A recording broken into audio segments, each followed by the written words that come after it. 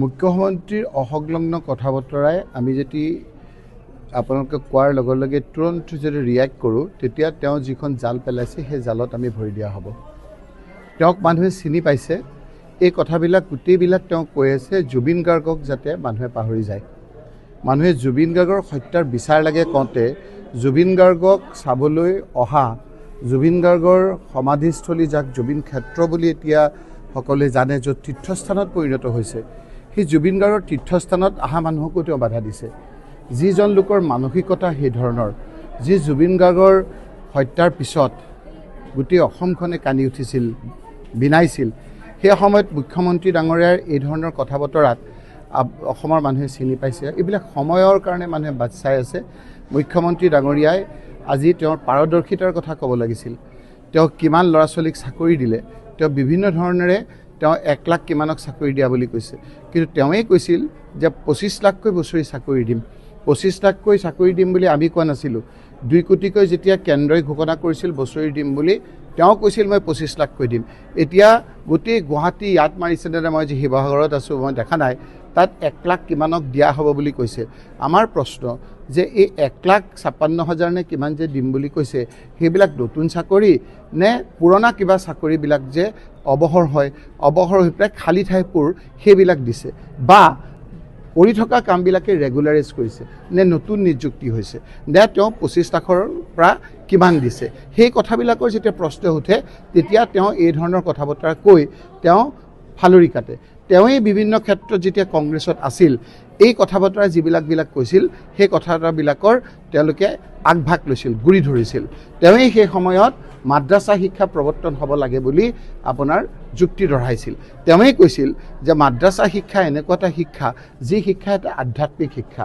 মই মুখ্যমন্ত্ৰী তৰুণ গগৈ ডাঙৰীয়াক ক'ম যে মাদ্ৰাছা শিক্ষা সম্প্ৰসাৰণ কৰিবৰ কাৰণে যদি গুৱাহাটীত মাটি দিয়ে মাদ্ৰাছা বনাই দিয়াৰ দায়িত্ব মোৰ, সেইটো তেওঁৰ কথা আছিল।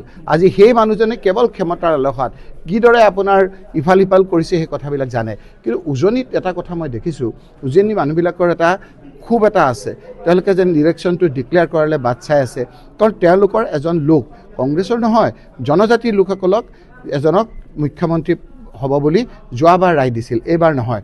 কিন্তু তেওঁ চল চাতুৰিৰে তেওঁ আপোনাৰ মুখ্যমন্ত্ৰী হ'ল। এতিয়াও 6 জনগোষ্ঠীক তেওঁ নিদিয়ে, 6 জনগোষ্ঠীক তেওঁ জনজাতি ইলেকশ্যনৰ আগত নিদিয়ে।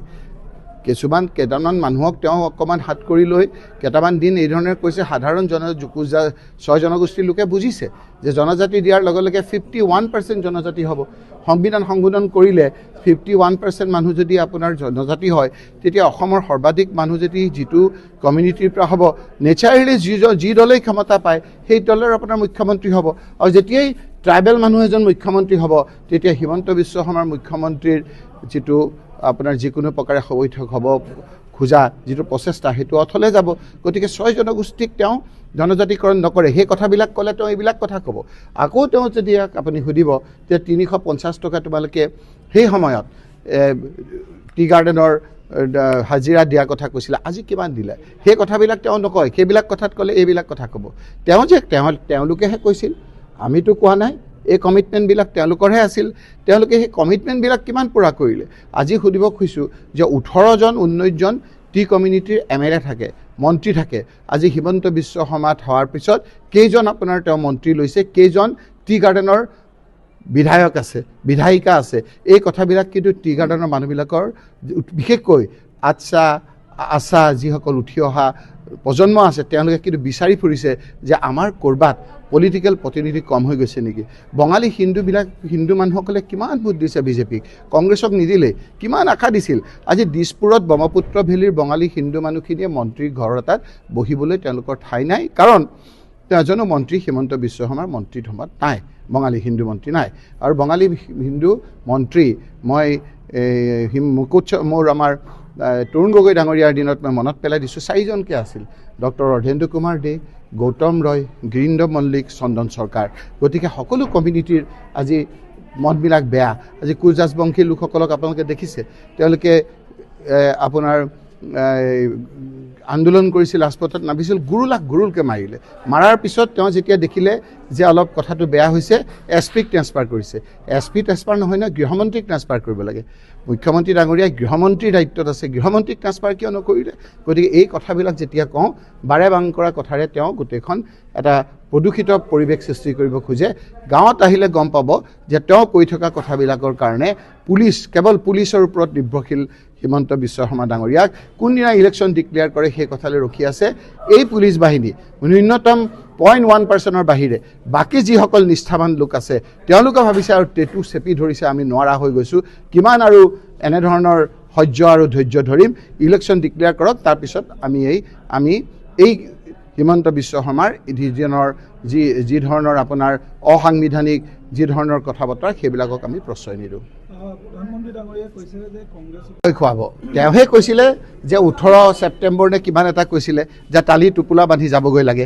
এইটো কোন দিনৰ 2014 পৰা তেওঁলোকে কণ্টিনিউৱাছলি আছে। 14 গ'ল, 15 গ'ল, 16 গ'ল, 14 মানে 2014, 2015, 2016, 2017, 2018, 2019, 2021, 2022, 2023, 2024, 2025 গণিছেনে আপুনি? গাঙনি গণনাত শেষ হৈ যাব। কিন্তু তেওঁলোকে বিদেশী সমস্যাটো সমাধান কৰিব নোৱাৰিলে। ভাবিছে অসমীয়া মানুহে বুজি পোৱা নাই, সকলো কথা বুজি পাইছে। নহ'লেনো ইয়াত গৌৰৱ গগৈ কেনেকৈ জিকে? য'ত যোৰহাট লোকসভা সমষ্টিৰ বেছিভাগেই বিজেপিৰ MLA, ক্ষমতাত আছে হিমন্ত বিশ্ব শৰ্মাৰ দৰে এজন প্ৰতাপী মুখ্যমন্ত্ৰী, য'ত কেন্দ্ৰত আছে বিজেপি চৰকাৰ, তাত বিজেপি থকা MLA ঠাইত কেনেকৈ গৌৰৱ গগৈ ডাঙৰীয়া জিকিলে? মানুহৰ মনত খুব বিস্ফোৰক আকাৰ লৈছে। কেৱল ইলেকশ্যনটোলৈ বাট চাই আছে। হিমন্ত বিশ্বৰ ৰঙা চকুত সকলোৱে ভয় খাই থাকে। পুলিচ লৈ তেওঁ দেখাব খোজে, পুলিচ লৈ ভয় খুৱায়। সকলোৱেতো আৰু সেই ধৰণৰ পুলিচৰ লগত যুঁজিব নোখোজে। সেইকাৰণে ৰখি আছে যে কোনদিনা ইলেকশ্যন ডিক্লেয়াৰ কৰে আমি ৰাজপথলৈ নামিম। এনেকুৱা বহুত উদাহৰণ আছে। তেলেংগানাত এনেদৰে কেচিআৰ বুলি এজন মুখ্যমন্ত্ৰী আছিল অত্যাচাৰী, তেওঁ বহুত হুলস্থুল কৰিছিল। এই আমাৰ এজন ৰেমন ৰেড্ডী যিজন এতিয়া মুখ্যমন্ত্ৰী হ'ল কংগ্ৰেছৰ, তেওঁক জেলত পঠিয়াই দিছিল, নিজৰ ছোৱালীৰ বিয়াত আহিব দিয়া নাছিল।